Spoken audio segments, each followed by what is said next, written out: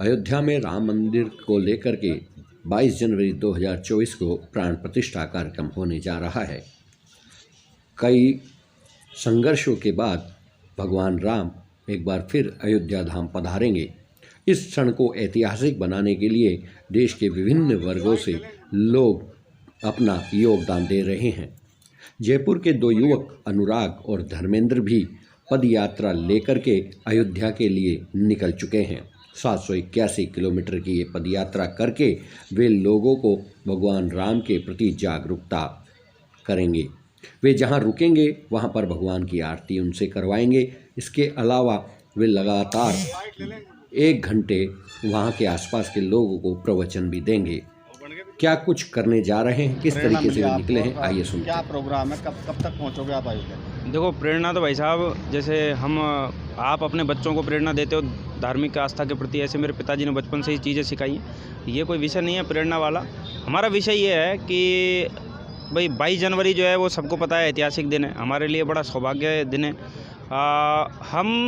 मैं एक्चुअल में 10 साल से एक बहुत निचली जो पीढ़ी है घुमंतु समुदाय, उस पर काम किया। तो ऐसे ही हम विचार कर रहे थे कि भाई इस बार दीपावली जो दीपोत्सव जो है ये उन जातियों के बीच में बनाया जाए, कच्ची बस्तियों में जाकर और दीपोत्सव बनाया जाए। तो कई दिन से चर्चा चल रही थी। तो एक दिन अचानक ही ऐसा विषय है कि मतलब वो सो रहे थे, सोते सोते सपना ही आ गया कि भाई आप दीपोत्सव पैदल जाते हुए बना रहे हो।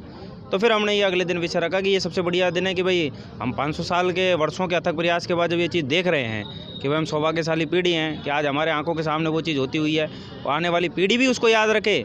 इसीलिए हमने संकल्प लिया कि हम 781 किलोमीटर पैदल चल के हमने फिर इसको उद्देश्य बना लिया कि हम एक ऐसा संदेश देंगे कि हर घर जगमगाना चाहिए, कि 781 किलोमीटर में जो भी घर आएंगे, परिवार आएंगे या जो दुकानदार व्यापारी लोग, हम उनको एक ही चीज़ कहेंगे। व्यापारी लोगों को एक चीज़ कहेंगे, भाई एक दिन के लिए अपने कर्मचारी को अवकाश दें उस दिन का, जिससे कि वो अपने घर की तैयारी करे, साज सज्जा करे, और शाम के जब रात को राम आरती करे तो बड़ा दीपोत्सव होना चाहिए। पूरा हिंदुस्तान जगमगाना चाहिए, पूरा ऊपर मतलब भगवान भी ऊपर बैठ के देख रहा हो कि कैसे हिंदुस्तान जो है वो चमक रहा है।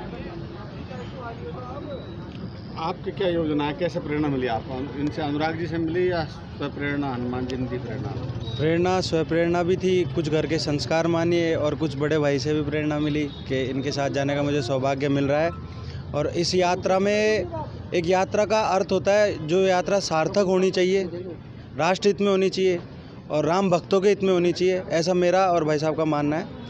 और इस यात्रा को राम भक्तों के हितों में और राष्ट्र हित में ले जाने के लिए हम एक बहुत अच्छी पहल कर रहे हैं।